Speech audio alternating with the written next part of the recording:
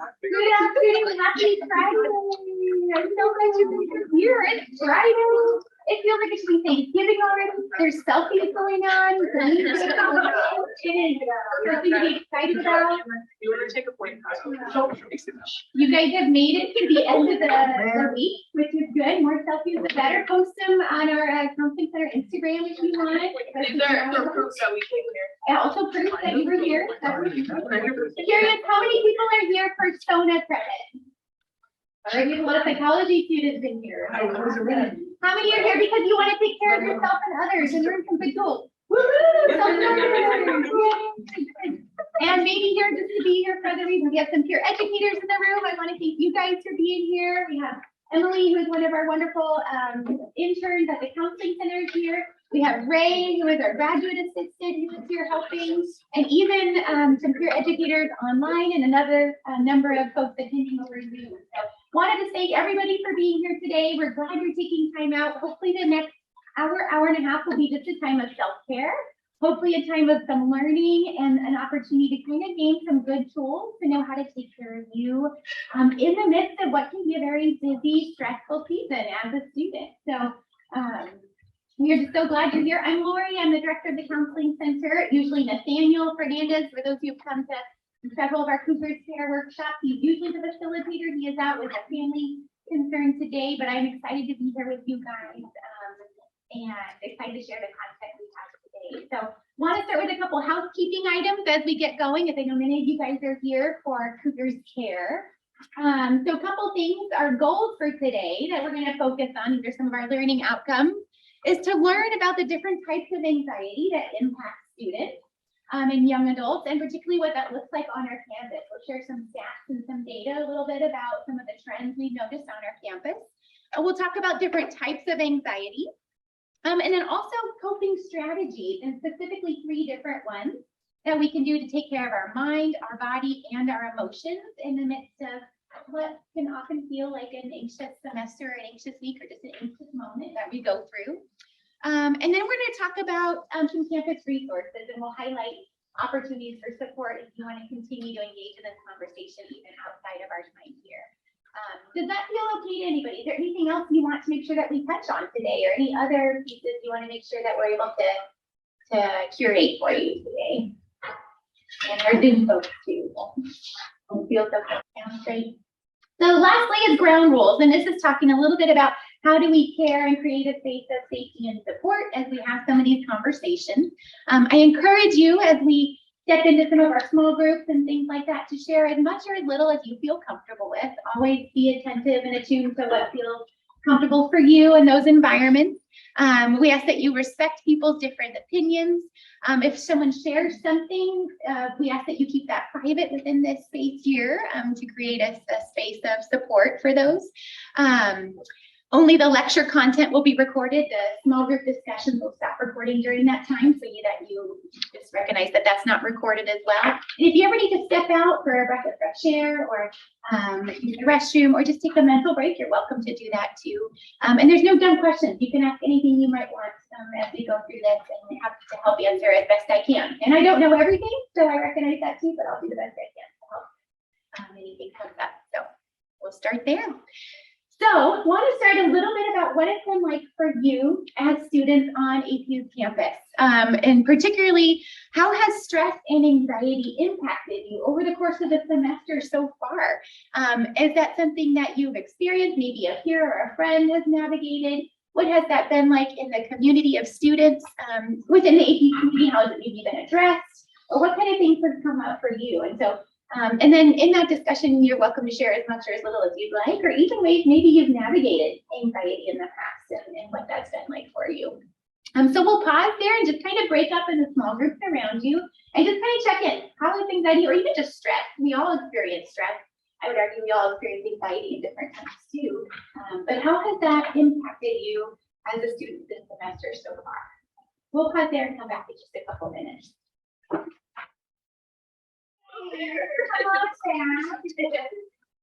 I love just gently walking around and hearing some of the different points of conversation. Heard everything from you cause me stress as they're pointing to the person next to them. My parents cause me stress. My professors cause me stress. So I would love to hear maybe a couple things that stood out to you. Were there any themes that stood out to you in your quick conversation with those around you as far as what you noticed, maybe where stress comes from, or if you feel comfortable your own experience navigating stress or anxiety? What about the easier question? Where does stress come from for some of you guys? Yeah, that's a huge one. That's a really important one. Many of you guys and many folks travel quite a distance to be at APU. Some are commuters, some live on campus, and some are from other areas within the state or out of state. And that's a big distance, no matter small or large. Just being away from family and our sense of community can be a very stark contrast. Yeah, good example. Those are some great ones. Those are some ones, and hopefully we'll talk today a little bit about some things we can do as we respond to issues of stress within our environment, whether that's school or family or being far from home or relational conflict or tension. These are things that can cause stress and anxiety, and hopefully we'll give you some really good tools of how do we take care of ourselves holistically as we navigate some of these things. So I don't know if there's anything from the chat, Ray, that's just helpful to mention. Yeah? Okay. All right, so kind of jumping in, we want to just kind of set the foundation scripturally that stress and anxiety is actually addressed in the Bible as well. And so particularly when we look at kind of the suffering that Jesus went through his process of before his crucifixion, we look at Luke 22:41, and it reads, "Then he withdrew from them about a stone's throw, knelt down and prayed, 'Father, if you are willing, remove this cup from me, yet not my will, but yours be done.' And then an angel from heaven appeared to him and gave him strength. But in his anguish, he prayed more earnestly, and his sweat became like great drops of blood falling down on the ground." We can see that even Jesus, as he's approaching what could be arguably the most traumatic experience of somebody's life, approaching death, is really feeling a huge sense of stress, of anxiety, to the point where he's actually sweating blood in the midst of this tension. So we recognize that we also have a Savior who has gone through very traumatic, stressful experiences as well, and the suggestion that we're not alone in that, and that there is encouragement that we are also going through a similar experience that Jesus was also processed as well. And then Peter talks about as well, "Humble yourselves, therefore, under the mighty hand of God, so that he may exalt you in due time." And this is one of my favorite verses, "Cast all your anxiety on him, because he cares for you." And I think the more I navigate trying to deal with anxiety myself, as I navigate how my faith plays a part of that, I'm recognizing I won't have all the answers. I can even tell you all the tools we want to talk about today, but that may not be the perfect fix. And in fact, I need to find a way to also hold on to suffering that is inherent in our human condition. We will experience pain and challenge, but that God is also with us in the midst of that, and that there can be goodness that we're not alone, and some comfort in that, even in the midst of challenge, right? That we can cast our anxiety on him, and that God has a caring presence for us in the midst of our challenge. And we can talk about a little bit about where some of stress and anxiety comes from. And certainly living in a fallen world with fallen biology, fallen relationships, fallen experiences, all cause tension in those areas. And that may not be exactly how God intended us to live, but because of sin, because of the fall, we experience that brokenness. But it doesn't mean that he is distant from us in the midst of that. And so we want to just kind of set that framework that he is with us in the midst of those challenges.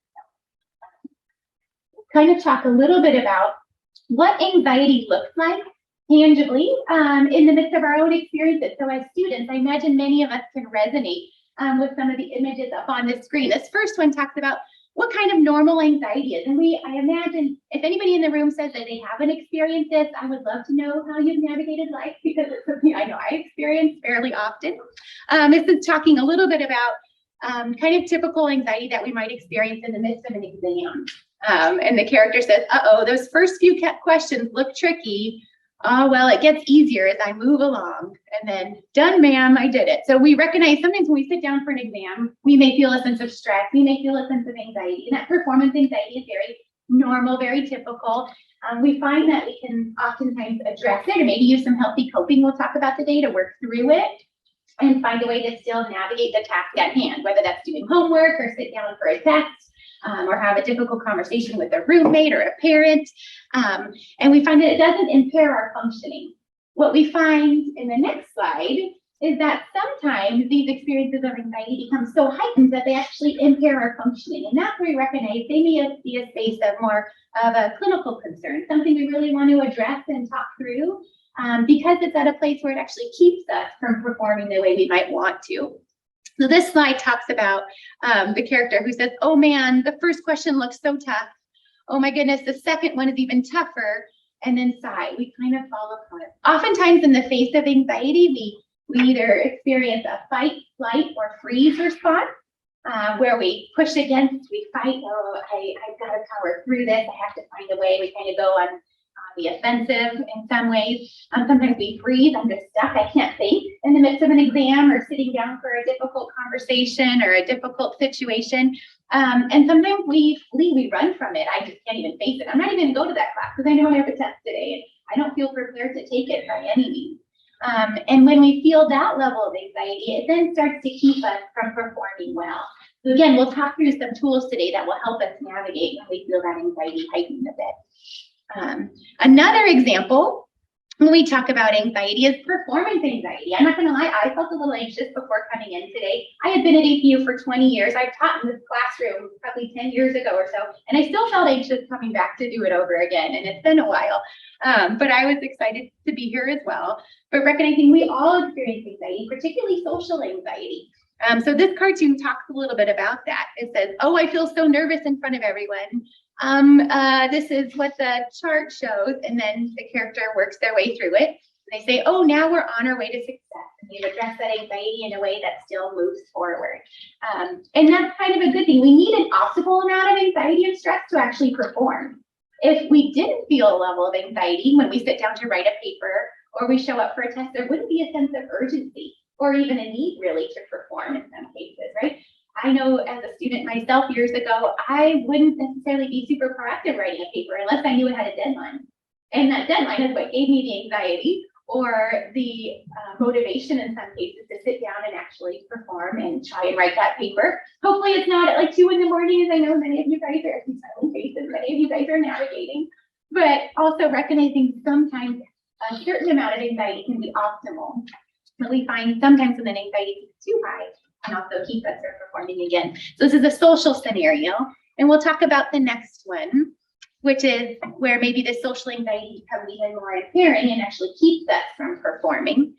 So in this scenario, it says, my upcoming office presentation looks so scary. I just can't face all these people.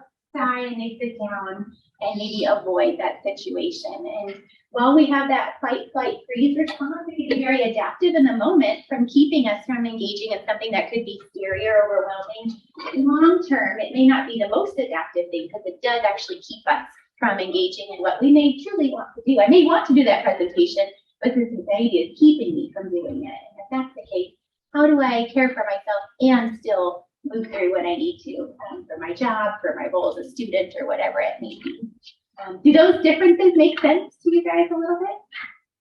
We find actually new literature just through the Healthy Mind study that just went out nationwide for university students, found that social anxiety is now one of the #1 top presenting mental health concerns for our students. And I think that's a big part of because of COVID. We've had 2 years of isolation. We haven't had the opportunity to really practice being in large groups or having conversations or doing a class presentation in the same way as we might have in cohorts past. And I think we're feeling a little bit of that ripple effect in some of these cases. So know that you're not alone if you feel anxious in some of these moments or situations. And then lastly, we're going to talk this one kind of illustrates an obsessive compulsive type of anxiety or obsessive compulsive disorder. And here's one that may be kind of a typical concern that comes up for folks of, oh, wait, did I lock the front door? Yes, it's done. We go and check it, and then we can lay down and rest and comfortably be okay. Versus somebody who has a thought that they worry about, did I check the door? But did I actually lock it? And then they go, oh, this is the 8th time I'm coming here to check. oh, I have a better idea. Okay, it is locked, but they've had to address that thought that they were worrying about. We sometimes have a compulsion or a need to act on the thought that we're obsessing about. And then they actually end up sleeping next to the door to make sure that it's closed. But in a way to really make sure that our worry is addressed, right? So again, when we find that we are worrying about something in particular over and over and over again, and it's hard to shift, again, it's impairing what might be a normal night's sleep or our typical way of functioning. And those are moments we want to make sure that we address. So we're going to talk a little bit about things that have been going on campus at APU. This study was done by the National College Health Assessment in actually 2018. So these are pre-COVID results. They're a little outdated. We did the survey last year, but we only got like 300 folks to respond. We didn't really have much of a representative sample, so those numbers aren't up here. But the trends, I think, are still relevant. And so you'll see on this form, on our data up here, a very large number, significant number, about 65% of our students felt anxious at some point within the last 12 months of their time being a student at APU.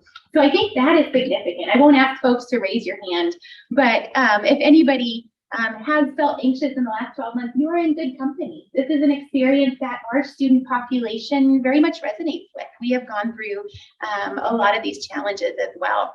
I always think it's funny that there's nearly about 85% that said they felt overwhelmed at one point in the last 12 months. And I always wonder who were like the 15% that said they never felt overwhelmed. Again, I'd like to talk to you guys and tell me how you do that. Being a student, I think, is the life of being overwhelmed at times. So whether we like it or not, we go through those ebbs and flows, and that's a part of our experience. Other important things on this slide, our next Cougars Care, we'll talk about how to navigate depression as well. But on this slide, you can see that about 45% of our students reported feeling depressed at one point or another, and about 12% have considered suicide. What's not on this slide is about 9% have actually attempted suicide, but outside of the last 12 months as well. And so important stats and data for us to be aware of, to know that these are opportunities to reach out and care for one another. And many of you may know friends who are hurting too, who have gone through anxiety or depression or challenging moments, and you can also support them and hopefully allow them to care for you as well, as we mutually do life together. So I want to kind of set that tone for APU as well. Okay, so let's talk about what do we do? We've kind of outlined what anxiety is, we've kind of outlined some of the trends, and now what do we do to take care of ourselves as we navigate this? It's a very common experience, but we want to talk about some 3 important tools. And we kind of use this toolbox metaphor, just like we have, you know, my husband loves to do carpentry. In fact, he is building a kind of like a TV station, I don't know what you call it, but he knows what every tool is for. You know, a hammer is used for driving nails, a saw is used for cutting wood, and you use different tools for different functions. So we want to be able to equip you with the right tool for each scenario. So we're going to talk about when our mind is stuck, when our body is stuck, when our emotions are stuck. What are tools to address each one of those components? And we'll talk through those. Decatastrophizing, we'll talk about how to navigate the cognitive piece. Progressive muscle relaxation is how to navigate when our body is feeling tense and feeling anxious and stressed. And grounding allows us to, when we're feeling maybe somatically stressed or when we're having thoughts that are disruptive to our emotional experience, how to turn that attention outside of ourselves so that it's not internalized, that can not only perpetuate that anxiety. So we'll talk about 3 different tools. So first, talking about panic anxiety. Many folks have gone through what we call a panic attack. And you can see some of the symptoms of what that might look like or feel like for folks. Maybe it's feeling sweaty, maybe it's feeling dizzy or heart palpitations. I will share, I have panic attacks and they are not fun. I will sit there and I will feel like the room is spinning. Mine are very somatic and I feel very anxious, like the room is spinning. I may get a headache or a stomach ache. My heart will start beating quickly and it's really hard to focus in those moments. And I do find that some of these grounding exercises are helpful in the midst of that. And so we find that with panic attacks, they cause us to then fear the recurrence of panic again happening to us again as well. And so when we focus on what's going on internally, it then sometimes perpetuates that feeling of anxiety of, oh, I'm feeling my heartbeat quicker. Oh, I'm worried I'm going to have a panic attack. I'm worried those same symptoms are going to come on. And then that only exacerbates that anxiety, right? It increases it and it continues to perpetuate that. And we end up having this fear that we're going to have a panic attack as we start to notice those symptoms come up for us. So our first tool that we're going to talk about is grounding. And this allows us to be able to focus on what's going on outside of us rather than what's going on internally. And it allows us to turn our attention from worrying about experiencing a sense of panic or anxiety to really focus on what's going on around us and to remind ourselves that we are safe. We don't need to have that fight, flight, or freeze response in the midst of that anxiety or in the midst of that stress. And instead, our environment is safe. What's going on physiologically for us? For those of you who are nursing majors in the room or psychology majors, if this is your brain, has everybody seen the brain metaphor in a fist before?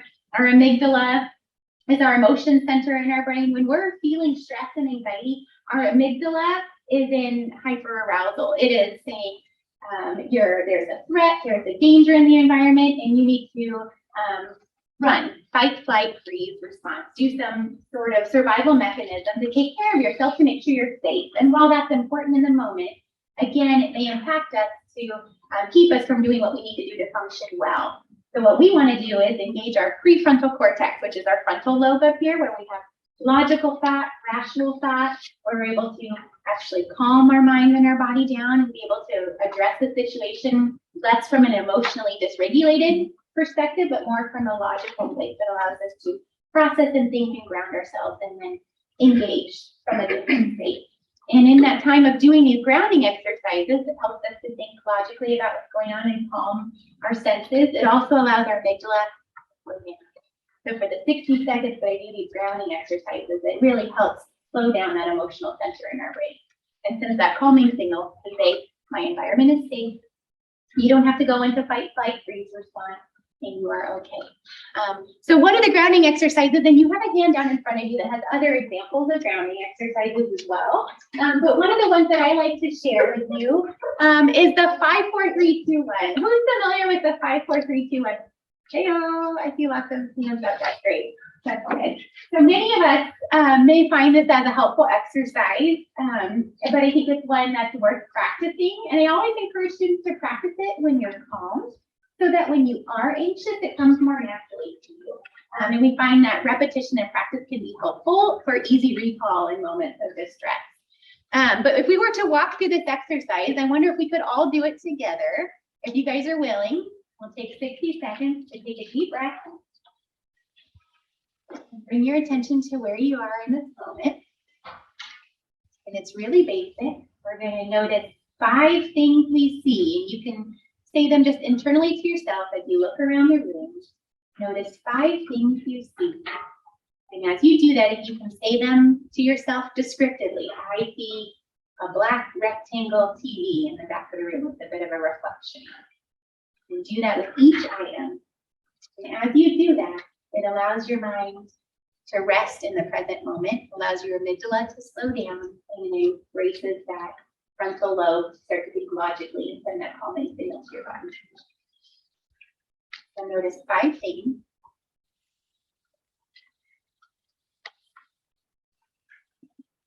I see lots of eyes starting in. Deep breath. 4 things you feel. These are tangible things. So if I were to do it, I might feel the smoothness of the desk in front of me. I can feel my friend's shoulder. Notice 5 or 4 things that you can feel and see if you can say them descriptively to yourself.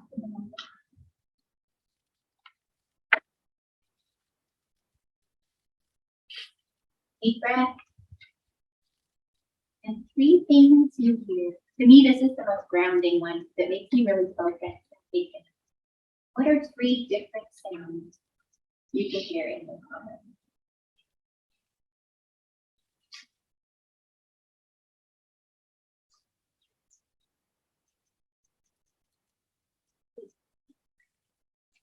You guys listening intently, even with some eyes closed, that's right.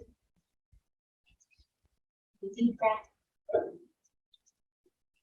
2 things you can smell. So we just smell.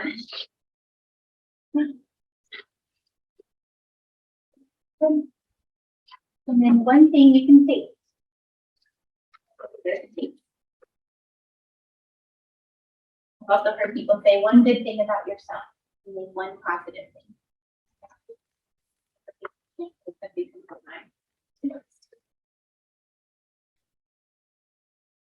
how was that? That's some good things. Did anybody have any tension? Sometimes it's hard to quiet our minds, to focus in the moment, to attune to our senses. Did anybody notice any challenges with that? Couple heads nodding. And then when might you guys use this? When might you find yourself maybe using this grounding exercise? What are some examples? Oh, that's a great way to come down from the heightened stress of sitting in a test and be able to come down and relax afterwards. Yeah, perfect example. Yeah. Yes, before giving a presentation, that's huge. Yeah, it helps kind of calm our nerves, recognize our environment is safe, let our senses calm down in their mind. Yes, right. When there's so much noise. I don't know, you guys probably don't have the same issue I do, but Emily and I work in the counseling center, and we have sound machines on all the time, so the constant white noise. After a long day of that, when I get in my car, I turn off all the sounds and I just want to sit in the quiet, just attune to a calm, peaceful environment. And to your point, I get overstimulated sometimes. There's a lot going on. Or maybe you're sitting in chapel, right? There's people flowing in and there's music and there's lights, but that can be a lot. That's a great opportunity to pause and attune to our senses in that way. Good example. Yeah. Anything else from the chat as far as example? Okay. All right, well, we'll move on to the next one. This one is what we do to address our cognition in the moment of anxiety. So this is another method of addressing when we feel anxious. Sometimes our thoughts are actually triggers to those experiences of anxiety. Some of you may know what I'm talking about. We may have I sometimes talk about it as the harsh inner critic, and the negative voice in the back of our head that sometimes is saying these messages maybe about us, about our situation, that are really not helpful in the moment, and they perpetuate anxiety. We call that catastrophizing. Sometimes those thoughts, that inner critic, they're not really narratives that are based in reality, and in fact, they take the present situation and make it bigger than it really is. So, from a cognitive point, our view of stress and anxiety result from these unhelpful thinking patterns. An example of that is, if I fail this test, I will fail out of college, and I'll never end up having any kind of job ever. So we kind of take the present concern, but it becomes exacerbated. It blows up into a giant catastrophe, bigger than maybe what it needs to be. And I imagine each of you can maybe think about what this might look like in your own life. You can smirks and smiles. What this looks like in your own life as well is that it's very common for us to take one worry and then get stuck in it, and it kind of snowballs. It becomes bigger and bigger and bigger. And our challenge is unraveling that snowball and really realize what is maybe the most realistic situation rather than what is the worst case scenario. So another example is, if I say the wrong thing, everyone will make fun of me and I will never have friends ever. That's a little bit of that social anxiety we talked about, right? If I feel like people are watching me, or if there's a lot of pressure to perform, or if I don't do this friendship right or this conversation right, it's going to turn into, I'm never going to be good enough for friendships. People are never going to be my friends.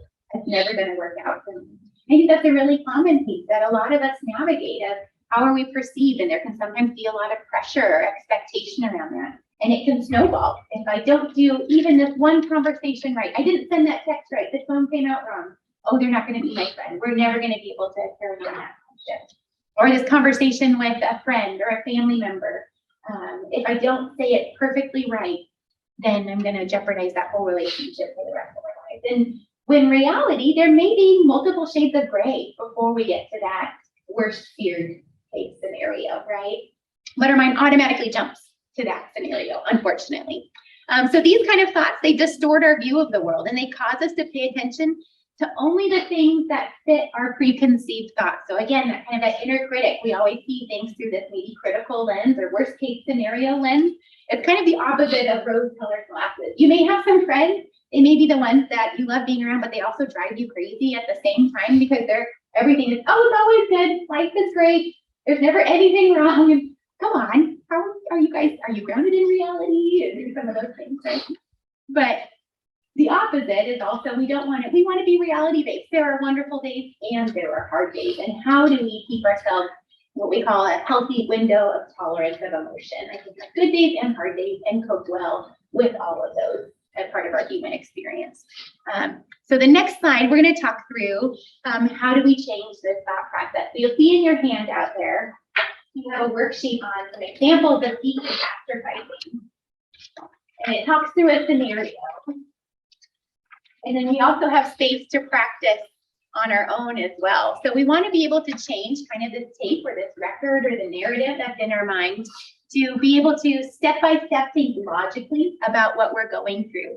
We can analyze what we're thinking, and then we can actually come to a more realistic understanding of what's going on. And maybe things aren't as bad as I worry. Because I failed this test, it doesn't mean I'm going to flunk out of school and never get a job. It may mean I have to retake the test. It may mean I have to retake the class if the professor's not able to work with me, but I can probably still figure out a way to graduate. And it doesn't mean I'm not going to have a job when I end up, in my career.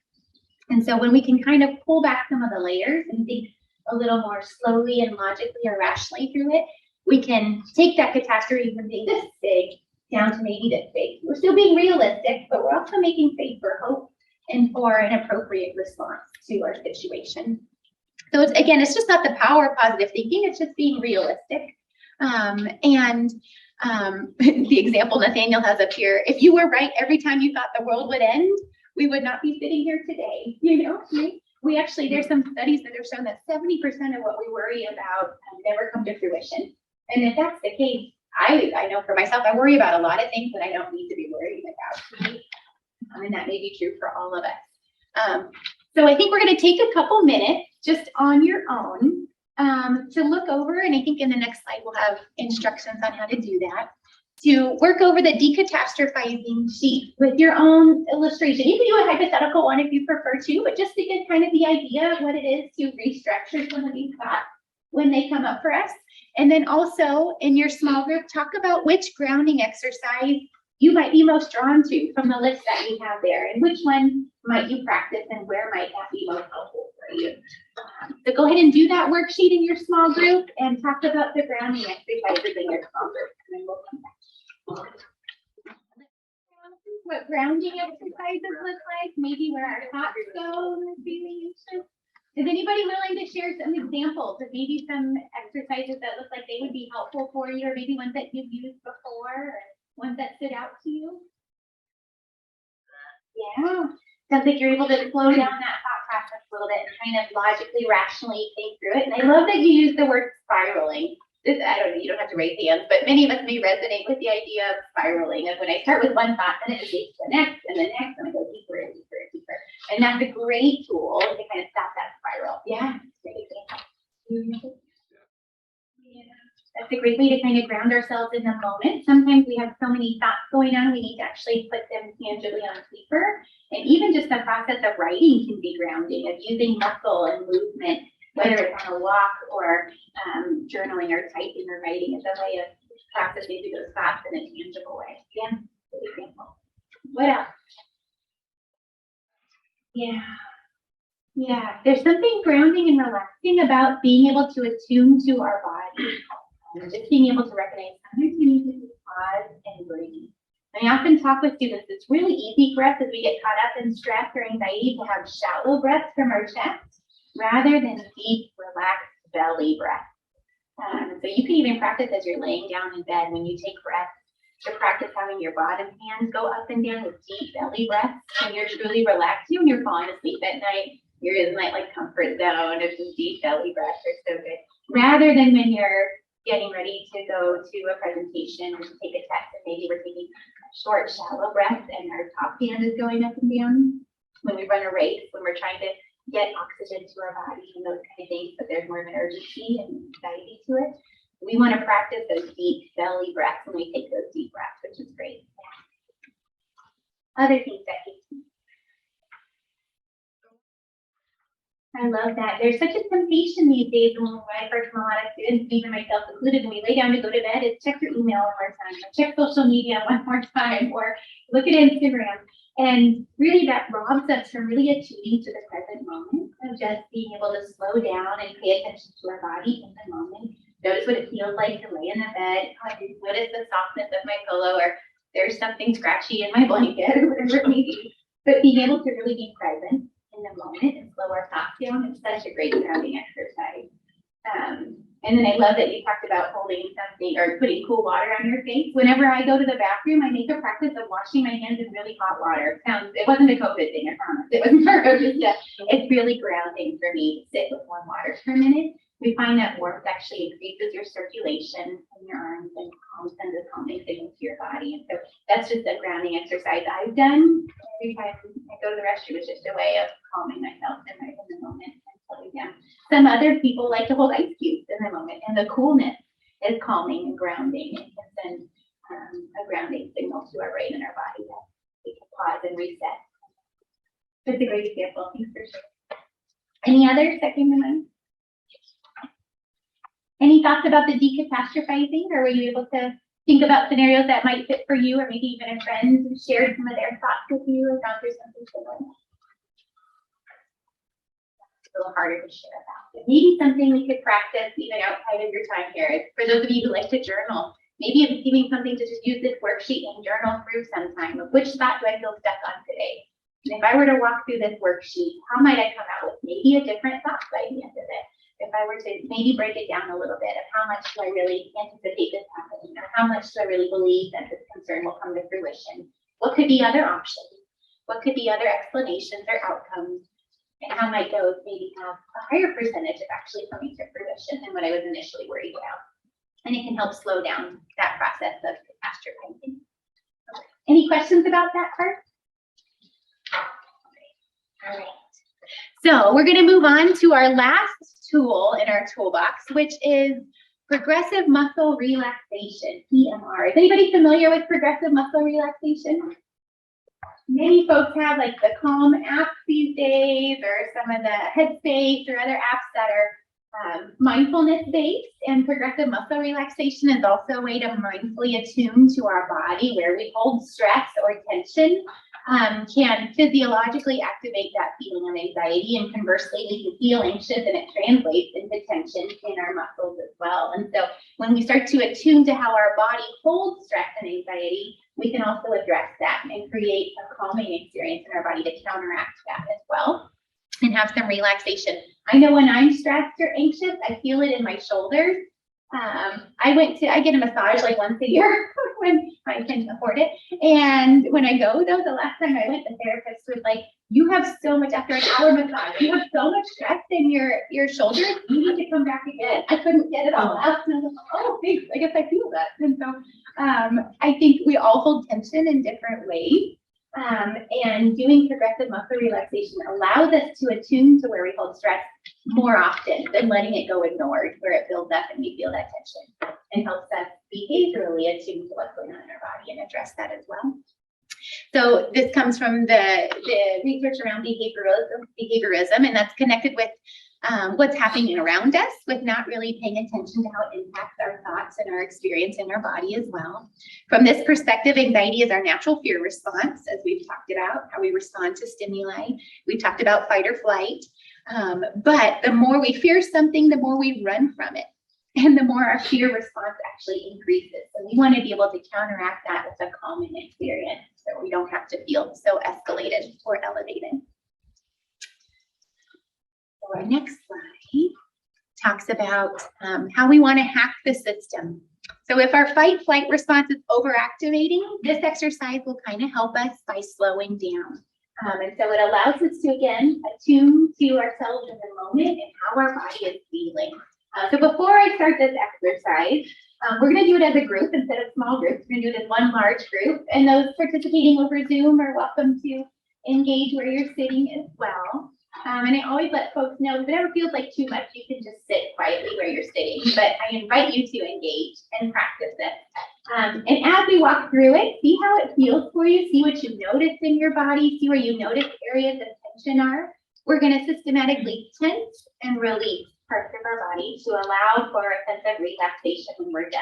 When we notice where we have tension that we hold in our muscles, we pay attention to it, and then we release it. It actually allows for a relaxation, an experience of relaxation, and letting go of some of that stress and brain.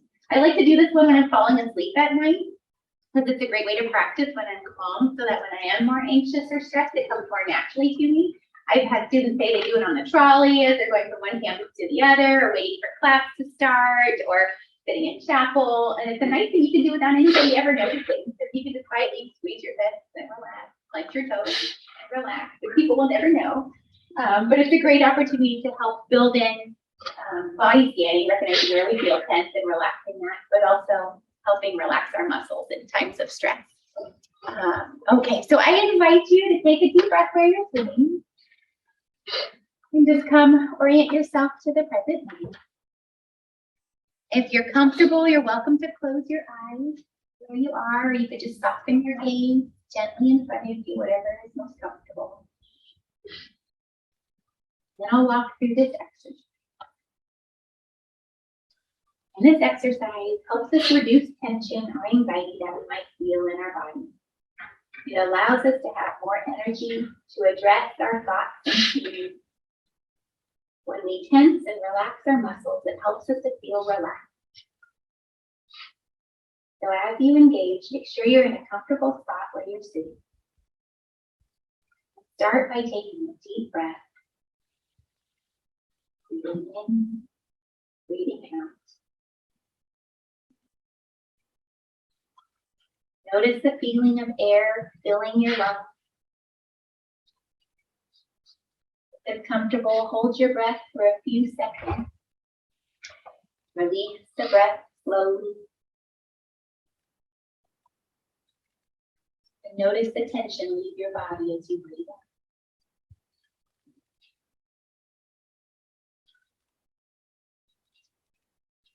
Take another deep breath in. Hold and release. Slowly release and feel the tension leave your body as you exhale.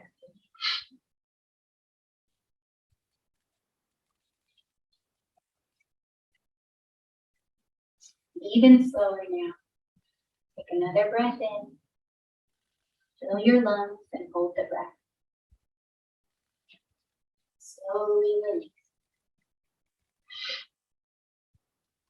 Imagine the feeling of tension leaving your body with each breath out.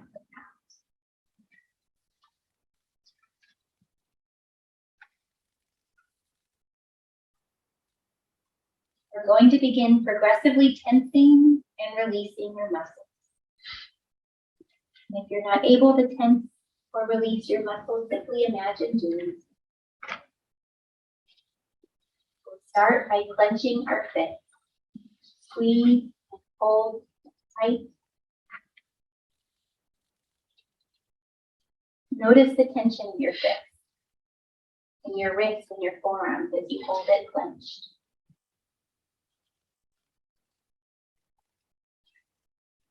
And then let go. Relax your hands. Feel the looseness in your hands. And notice the difference between feeling tense and feeling relaxed.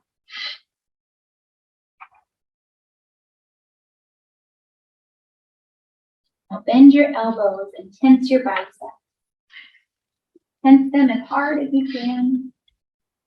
Observe that feeling of tautness. Hold.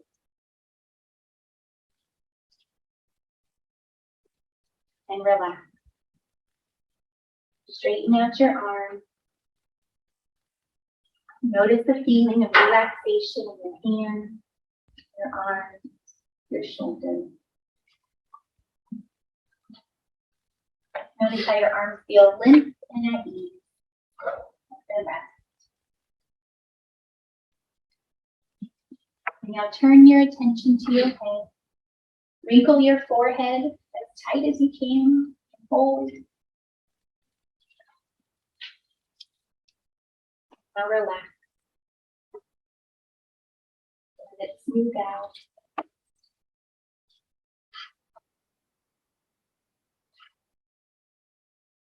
Your eyes are closed. Squeeze them tight together. Feel the tension and hold.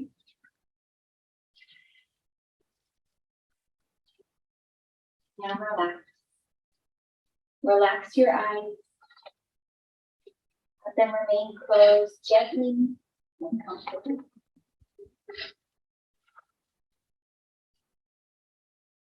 Now roll your head to the right and feel the tension changing. Roll it to the left and feel it change. And straighten your head. Bring it forward, press your chin against your chest. Feel the tension in your throat or the back of your neck and hold.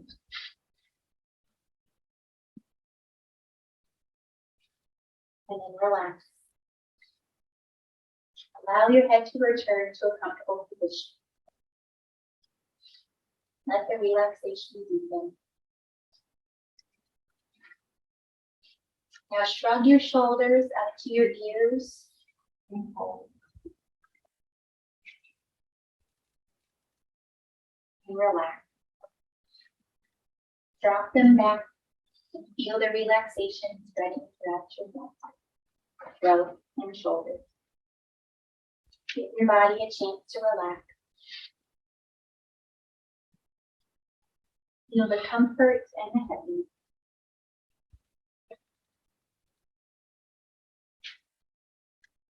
Next, breathe in and fill your lungs completely. Hold your breath and notice that tension. Breathe out.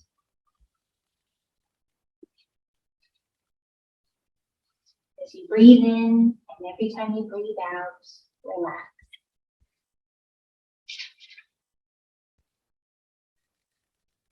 Continue relaxing, letting your breath come freely and gently.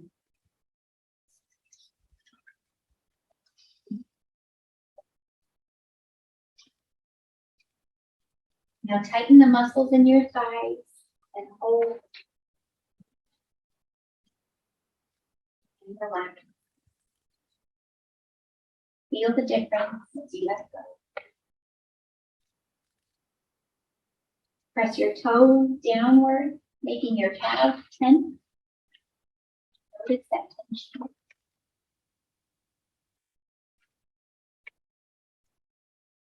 Relax.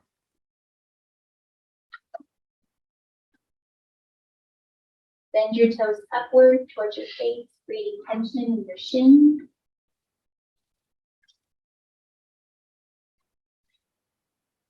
Relax.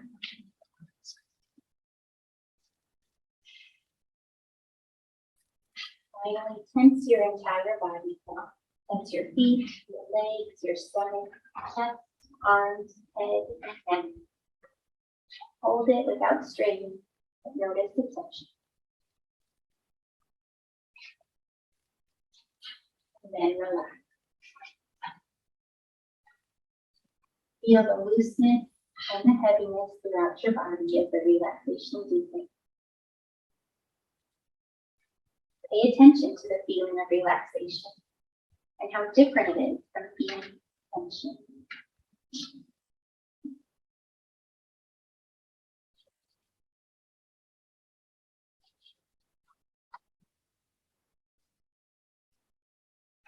Anywhere you hold tension in your body and let it relax.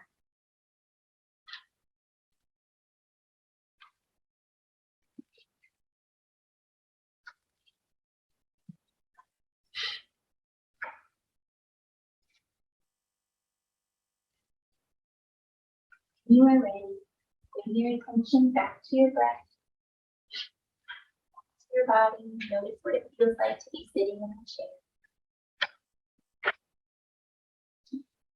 Notice your arms, your legs, how it feels to be sitting in the seat. Arms around you in the room. And when you're ready, slowly open your eyes.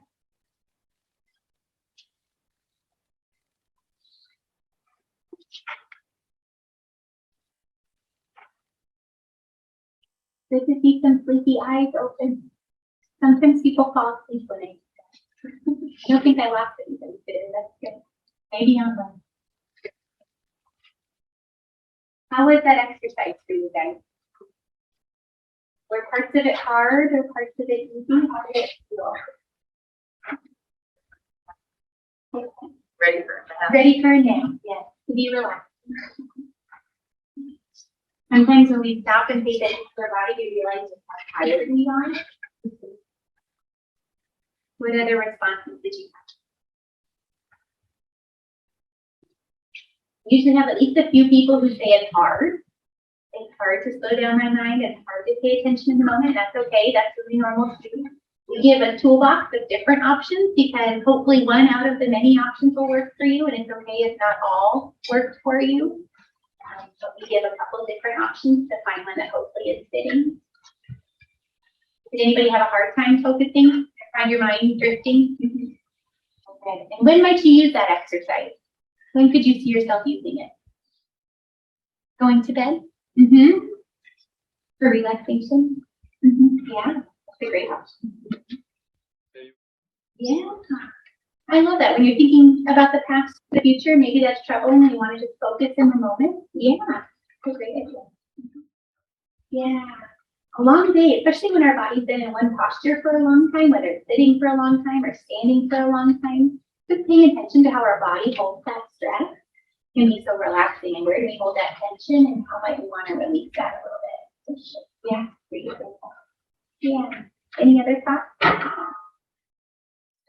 Yeah, we hold that tension in our body, especially when we're running late, we're coming up to a test or an anxiety-provoking situation, and it's great to be able to use that as a moment to pause and just ground ourselves in that moment before going into what is next. When I come home in the afternoons after work, sometimes I will just sit in my driveway for a minute. I know I have crazy kids inside. I just need 5 minutes, and I'll just sit there and take a breath or notice where I'm feeling tense and relax for a minute before going inside. And that can be helpful as you're kind of thinking of how do we pause and regroup in the midst of our day.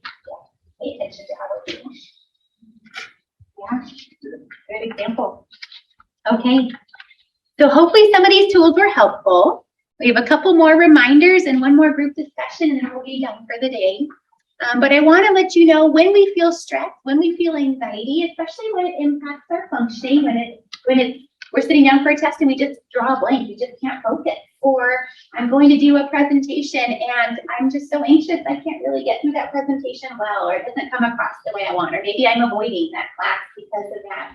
Or if anxiety impacts us in our relationships, just so you know, we are here to support you. And so counseling can talk through tools, we can talk through ways of support, we can make sense out of maybe where that anxiety comes from for us, and talk through some ways of really coping well, even in the midst of that anxiety. So if you find that you're feeling overwhelmed, certainly if depression is a piece of that too, if you're ever having thoughts of hurting yourself or having thoughts of suicide, this is so hard, I can't face it anymore. Please don't navigate that on your own. Know that you're here for a reason, and we have people that want to walk through life with you. If you're ever in doubt if it's therapy would be helpful, you can always walk in or call or consult, and we'd be happy even just to have a conversation. Tell me what's going on, and we can see if this even would be something helpful, if it's something that we can talk through. We'd love to do that. Counseling is free, just so you guys know, for all APU students. There's no maximum and no minimum number of sessions. On average, students come 4 times, but it depends on every student's concerns and what their goals are for treatment. And we do have groups and workshops as well that are wonderful opportunities. Emily went the Learning to Thrive one, and an anxiety toolbox one that gives you exact things. We talked about day tools, how to address anxiety in our own experience. So wonderful resources. And our number, which I think is on here as well. And here's other examples as well, other wellness services on campus for academic support. We have our academic success centers, you may know, financial support.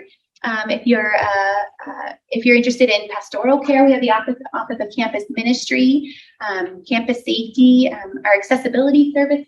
If you want support navigating academic demands, if you have a disability, they're a wonderful support. And the Student Center for Reconciliation and Diversity for affinity groups and belonging on campus as well. So some great opportunities for connection also. And I just wanted to highlight our phone number here. It's a 24-hour crisis line. It's confidential and it's free. So you can call 2 in the morning, on the weekend, and talk to a counselor over the phone for as long or as short as you might want. But it's a wonderful place of just getting support. And then, of course, you're always welcome to walk in or call or schedule an appointment at the counseling center too. But know this is there also after hours. It's a great place of support. And I encourage you guys to, this is what our office looks like. Does anybody know where the health center is on campus? Most students know the health center in the mod, in the baseball field. That's the health center. We are right next door. That's where the counseling center is located. Might have gone there for COVID testing too. And then lastly, certainly if there's ever an emergency, we always let folks know to call 911 in the case of an emergency. If you ever have a risk to yourself or others, there's always that option as well. So we highlight that. And then now we're going to do one quick regroup of what kind of learning outcomes we gained from today within your small groups. We'll share back as a big group, and then we'll take one final just evaluation of how today's learning was, and we'll be done for the day. So in small groups around you, in 2 or 3, what was the most surprising thing that you learned today? Maybe one takeaway. And what's one thing you'll commit to practicing this week? What might you do and when might you do that? We'll put some tangible goals together, and then we'll regroup from there. Okay, so take the next couple minutes for those discussions. Well, thank you guys for being here today. Before you leave, I would love it if you take 30 seconds. We have, any questions, I should say. First. Okay, I'll stay after too if anybody wants to chat, but I want to highlight we have 2 more workshops coming up on the 12th and the 19th. The next one is solving conflict and improving relationships. And we also have one on setting goals and time management. We do this one specifically right before we're on finals week. So you get some really good tools on, I have some finals coming up, what do I do? And this will give you some really great just tangible tools to address and navigate the school demands. And then this one is right before Thanksgiving. We go home to family, right? Is there conflict with family? Never, right? So that can be helpful too. We time that one as well before break. Sometimes that's a helpful moment of just giving ourselves some good tools to go into Thanksgiving and some time away. Certainly families can be wonderful and restorative as well, but it's also helpful that if family has some challenges to it, to have some tools also.